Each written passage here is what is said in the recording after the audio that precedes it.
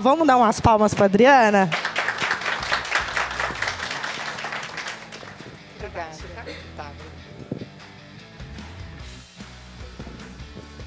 Bom, mais uma vez, obrigada pelo convite. Muito interessante esse tipo de conexão que a gente está fazendo agora. E eu vou aproveitar e passar para vocês um pouquinho do que eu aprendi aí nesse tempo, que é uma solução da madeira engenheirada em projeto sustentável. Tá? Então, a nossa agenda, eu vou passar rapidamente o que é madeira engenheirada, não sei se todos vocês conhecem essa tecnologia, e um case que nós estudamos dentro da HTB. Tá? Madeira engenheirada a madeira sempre na construção civil sempre foi utilizada há muito tempo atrás e com a tecnologia e com as inovações passou a ter uma parte industrial. Então ela consegue agora vencer grandes vãos, ter muita parte de referências e ela fica aparente na nossa construção, né? Então cresceu muito no mundo todo, começou em 2000, aproximadamente, tinham 2 milhões de metros cúbicos que eram anuais, hoje já está em 10, tá? E isso aqui é uma referência. A gente começou a ver várias obras e reportagens, vem ESG para ajudar com esse tema, com a sustentabilidade, né? E o que ele é? Ele é um sistema estrutural feito em madeira, feito na fábrica, que é através de colagens de lamelas, que tem um processo industrial que tem um adesivo. E aí, com a prensa, ele dá resistência na madeira. Ele tem vários tipos que são utilizados. O utilizado é o CLT, que é Cross Laminated Timber, que é usado com as lâminas coladas e em diferentes posições. E o MLC, que é a madeira laminada colada, que são utilizados para os pilares e vigas. Tá? No Brasil tem também o NLT, mas só uma delas que usa, que é a Riwood que usa. E por que a gente se interessou tanto por essa tecnologia? Primeiro que todo mundo escuta hoje falar em pegada de carbono, quanto que nós vamos ter de inventário, o que a gente pode fazer, né? No processo construtivo da madeira engenheirada, ele, ao invés dele emitir, ele absorve durante o processo construtivo. Então, ele absorve 1 tonelada de CO2 do meio ambiente, enquanto o concreto ele emite 1 tonelada, 1 metro cúbico.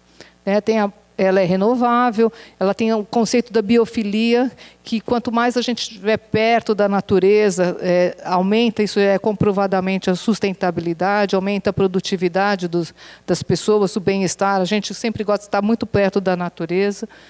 Tem 0 resíduos, acesso a crédito, falando aqui de créditos imobiliários, já tem muitos fundos verdes em que eles ajudam e têm umas taxas mais atrativas para o mercado. Reduz o tempo de obra, tem uma industrialização, o conceito do Lean Construction, um canteiro limpo. E para ter a mesma resistência que o concreto, um pilar, ele pesa 1/5 do peso. E tem uma diferenciação de produto, o valor da marca, estética e os valores do consumidor também, que tem muito importante. Tá? Como muitos perguntam, então eu já pus algumas dúvidas principais aqui. O fogo, a madeira não pega fogo? Pega fogo. Né? Só que quando a gente está fazendo um dimensionamento, o fogo pega mais lento. Tá? Ele, com a mesma temperatura, o aço, ele perde as resistências, né?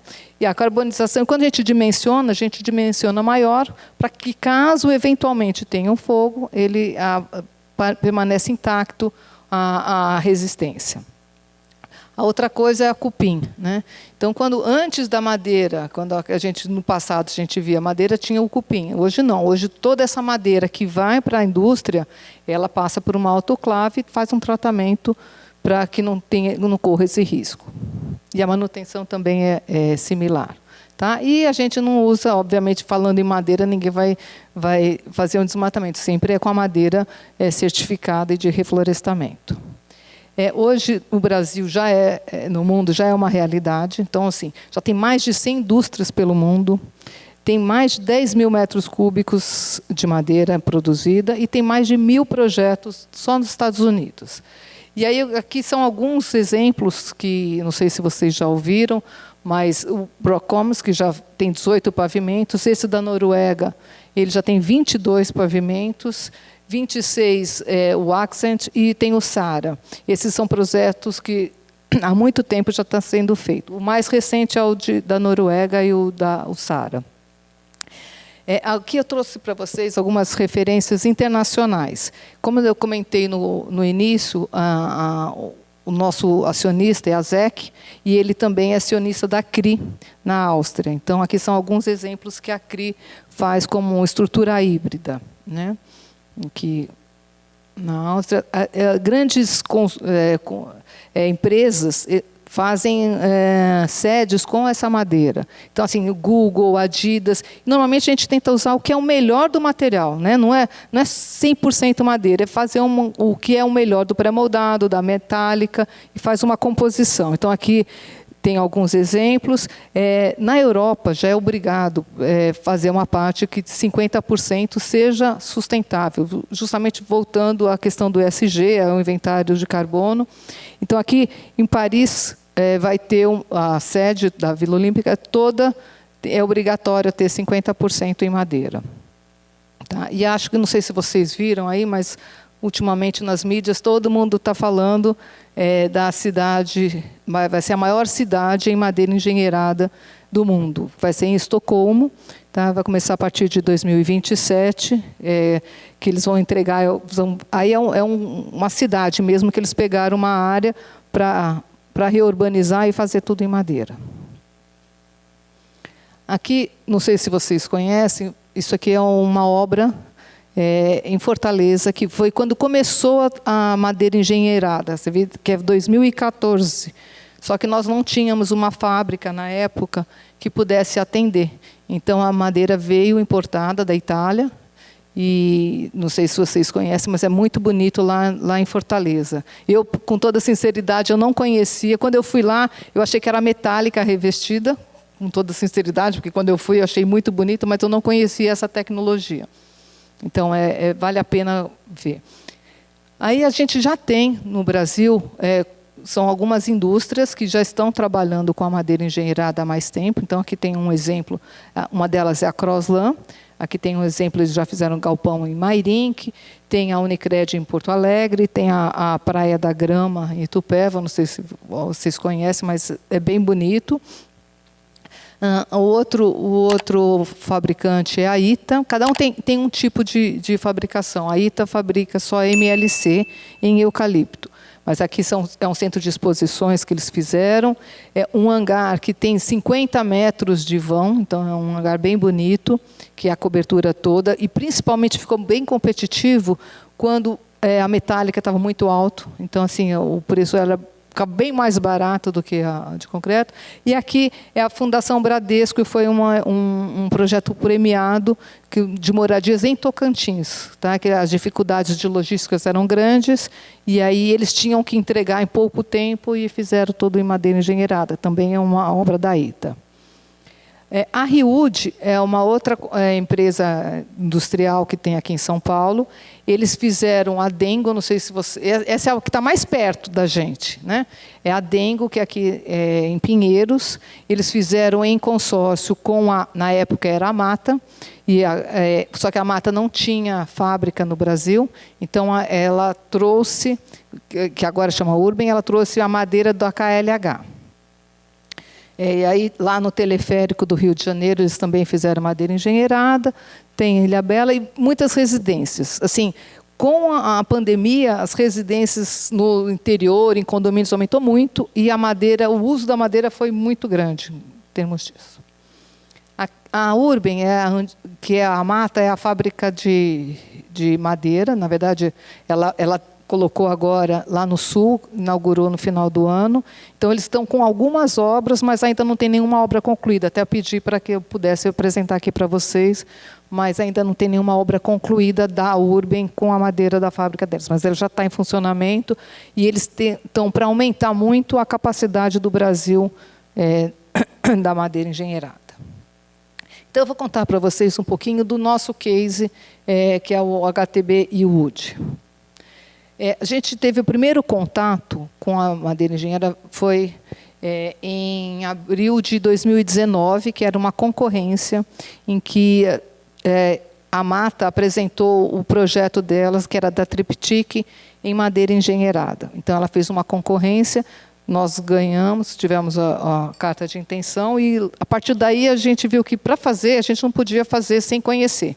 Então, começamos a estudar. No Brasil, tinha o núcleo de madeira, fizemos lá uma imersão de 3, 4 dias, e, além disso, o Wood Rise. O Wood Rise é um evento que tem a cada 2 anos, fora do... Obrigada. Tem a cada 2 anos fora do país, né? Então, nessa época foi no Canadá, agora o próximo vai ser na França, em que encontram mais de 1.000 profissionais relacionados com a madeira engenheirada, projetistas e tudo mais. Então, nós fomos, lá tinham muitos profissionais, lá foi bom para a gente fazer o network, a conexão, e ver quem que trabalhava com isso, porque no Brasil, para fazer prédio, ainda era muito iniciante, né?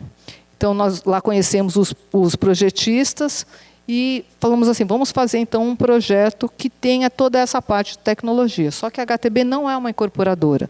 A HTB não tem terreno, ela é uma construtora, uma empresa de engenharia. Então, nós fizemos um projeto, convidamos os projetistas e fizemos um projeto com terreno empírico, né, que eu vou falar um pouquinho mais para frente. E convidamos todos esses projetistas para fazer o desenvolvimento da pré-construção. Aí a gente tinha que ter, todo mundo fala, qual que é o nome que vai se chamar, como a gente vai se referenciar? Então, a gente fez uma pesquisa e chamamos de e-Wood, quando o I é para tecnologia, ecologia, tem vários, e o Wood não precisa falar, né? E aí, depois, nós fizemos uma consultoria com Marcelo Aflalo, que ele é professor da USP e trabalha com madeira há mais de 40 anos, a casa dele é de madeira, e ele conhece muito, e ele faz muito essa conexão também com as empresas de fora do Brasil. E com eles também contratamos a Equilibrium. Qual que foi o grande desafio nosso? A gente está falando tanto de projeto, né? Quando a gente chega com um projeto de madeira, não tinha agora já tem, mas não tinha nenhuma norma referente a isso, né? Não tinha nenhum projetista que fizesse um prédio. O projetista que tem hoje, que é o Stamato, mais conhecido aqui no Brasil, ele nunca tinha feito um prédio. Então, não daria para a gente fazer o primeiro projeto com uma tecnologia nova sem um conhecimento de quem já tivesse feito muito, né? Então, no Wood Rise e em algumas conexões, nós contratamos o Eric Karch, que é o da Equilibrium, e ele fez o pré-dimensionamento para o nosso projeto. Mas, além disso, o que a gente pediu? Para que ele verificasse se as empresas brasileiras teriam capacidade, principalmente na parte de qualidade, para fazer os prédios, né? Então, nós fizemos, ele fez uma entrevista com todos os 4 que eu apresentei anteriormente, e fez um relatório, o que precisaria de melhorar na parte do controle da qualidade. Então, a gente fez uma avaliação, eles, inclusive, implantaram isso, porque a gente tem interesse de desenvolver a fabricação nacional, obviamente, né? Então, foi feito isso, e, além disso, a gente fez um projeto, com esse projeto, a gente fez alguns encontros virtuais, nesse caso foi virtual, lá na Alemanha e na Áustria, com a equipe da ZEC e com a CRI, que faz o que eu comentei com vocês. Então, foi muito importante, foi muito rico essa troca de informações de tecnologia, lições aprendidas, o que a gente tinha que tomar muito cuidado, o que a gente não deveria, o que é importante para fazer num prédio, para que a gente não faça com que a tecnologia ela seja prejudicada, né? Porque, se ela não for bem usada, ela pode ser prejudicada. Então, a gente tomou todo esse cuidado. E aí fizemos um pré-executivo e assinamos um contrato com um investidor para fazer 5 empreendimentos em São Paulo. Só que, até o momento, como nós não somos incorporadores, eles estão em busca do terreno e da viabilidade. O que é o projeto? Como eu comentei, ele não tem um terreno, né? Então, a gente fez aqui um core que seria único em concreto. E aí os módulos, a cada 6 metros, quando a gente foi no Rise também, a gente perguntou qual seria o módulo mais econômico. E aí ele poderia ser adaptado. Então, vamos supor, se o terreno tivesse uma capacidade maior, então a gente aumentaria os módulos e, se fosse menor, a gente diminuiria, para cada um adaptar o melhor potencial construtivo do terreno. Mas, para a gente dar continuidade, a gente tinha que fazer uma premissa, né? Então, como premissa, a gente usou o tamanho M, com 7 pavimentos, com um subsolo e um rooftop. Então, essa premissa foi que fez com que a gente fizesse os custos, porque a primeira coisa é comparar o custo com um convencional, ver o que a gente podia dar de adiantar nas soluções. Então, a gente partiu dessa premissa. Então, a gente fez todo um projeto com várias opções de fachada, né, que seria verificar então, os custos das opções de fachada. Aqui alguns modelos. Aqui já foram alguns cases de terrenos reais que o nosso cliente trouxe. Então, como que poderia ficar a fachada? E aí a gente faz toda essa parte de desenvolvimento. E aqui, só para vocês verem, eu estou passando aqui, vou passar rapidamente, mas como que o projeto foi feito. Primeiro, assim, tudo que a gente viu, falar aqui de BIM é besteira, mas assim, só pode fazer em BIM, só deve fazer em BIM, tá? Usar as melhores tecnologias. Então, todo o projeto foi feito em BIM, a compatibilização. Porque eu penso que a gente tem que apresentar a estrutura, ela já é a madeira, já é acabada. Então, você não pode ter, entre aspas, gambiarra, vai ter soluções. Então, assim, tem que pensar muito antes de desenvolver para a fabricação. Então, totalmente o projeto está em BIM. Tá? Então, foi feito o estudo aqui. Esse aqui é o do Eric, que ele fez o pré-dimensionamento. A madeira usada, esqueci de falar, mas aqui no Brasil, o eucalipto e o pinus. Então, eles têm resistências diferentes, então são dimensões diferentes. Ele fez o dimensionamento tanto para eucaliptos quanto para pinos. Tá? Então, alguns detalhes construtivos. E aqui nós chamamos o França, ele fez toda a parte de concreto e fez a parte de compatibilização também conosco. A parte de ar-condicionado, elétrica, hidráulica. Então, está vendo? Está totalmente compatibilizado e tudo em BIM. Uma outra coisa que a gente contratou foi a análise do ciclo de vida, para a gente ver quanto que a gente estaria na parte de emissão. Segundo a CTE, a gente foi o primeiro contrato deles para fazer essa avaliação. Eles trabalham com a eTools, que é canadense, para poder dar validação. Senão todo mundo pode falar o quanto por interesse. Então, tem toda uma auditoria em cima disso, e a gente tem uma redução de 60%. Ela não é 100% porque nós temos um núcleo de concreto. Nós estamos estudando agora algumas... Como isso foi 19, 20, agora a gente tem algumas tecnologias super importantes de concreto, de aço sustentável, que a gente vai tentar diminuir isso tudo. Tá? E aí, para finalizar, eu vou passar para vocês o filme que a gente fez em BIM, tá? Fazendo toda a parte de avaliação do nosso do nosso cronograma com o BIM.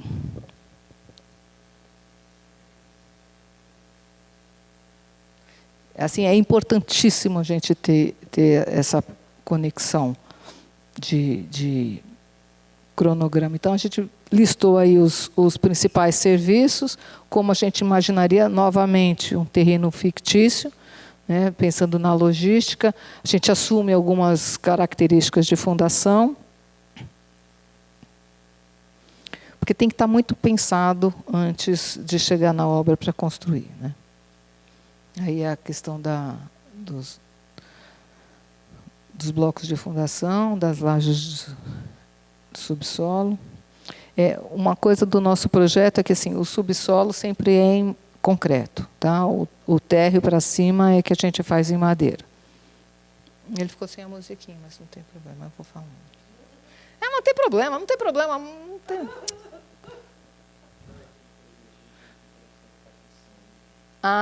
Entendi.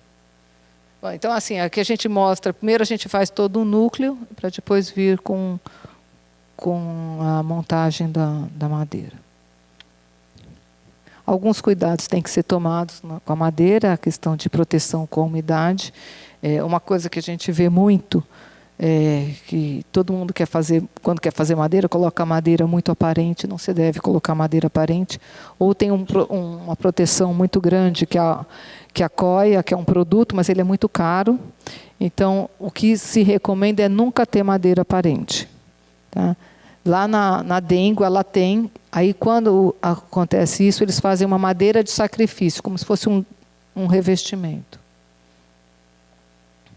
Então, aqui a montagem, a linha de montagem que a gente deve fazer, reduz demais o número de operários na obra, de profissionais. Isso ajuda na segurança do trabalho, isso ajuda para a gente não ter muitos resíduos e tudo mais. Né? Então, a madeira engenheirada ela é muito ligada à tecnologia na parte de ESG, de sustentabilidade. E aí, uma dúvida que eu sei que eu já vou até adiantando para vocês, que é a questão de custo, que eu não ponho lá, mas eu falo no final, porque eu sei que todo mundo pergunta. Assim, nós fizemos o comparativo deste projeto, se ele fosse em madeira engenheirada com núcleo em concreto, ou se ele fosse totalmente em concreto. Tá? Se ele fosse totalmente em concreto, ele seria mais barato, em torno de 5%. Mas não é a estrutura só. Se você for pegar só a estrutura, é mais caro. A madeira é muito mais cara. Mas, assim, quando você pega a redução de prazo, redução de resíduos, o alívio na fundação, que a gente fez todo esse comparativo, então ele fica em torno de 5%. Não é nada absurdo, né? E eu acho que se você quiser fazer uma coisa diferenciada, uma coisa, principalmente porque ainda não está entrando o custo da emissão de CO2. Quando eu começar a ter uma taxação igual tem na Europa, isso já começa a diminuir essa diferença. Então é isso que eu queria apresentar para vocês. Muito obrigada.